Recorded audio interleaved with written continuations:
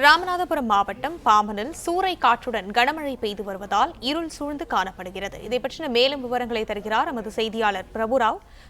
வணக்கம். விவரங்கள் என்ன பகிரலாம்?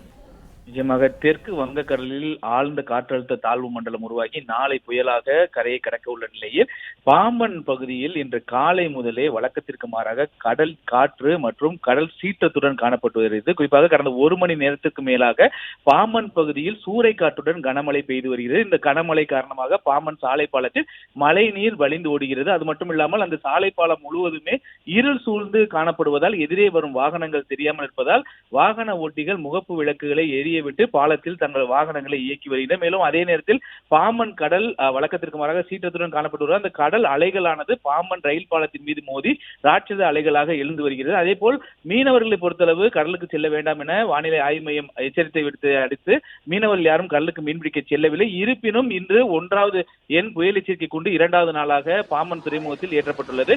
இந்த கனமழை பாம்பன் மட்டுமல்லாமல் ராமேஸ்வரம் சுற்றுவட்டார பகுதியிலும் காலை முதல் விட்டு கனமழை பெய்து வருகிறது. இதனால் தாழ்வான இடங்களில் மழைநீர் தேங்கியுள்ளது. முன்னெச்சரிக்கை நடவடிக்கையை சம்பந்தப்பட்ட நகராட்சி நிர்வாகம் இந்த தாழ்வான பகுதியில் தேங்கியுள்ள மழைநீரை அகற்றும் பணியில் ஈடுபட்டு வருகின்றனர்.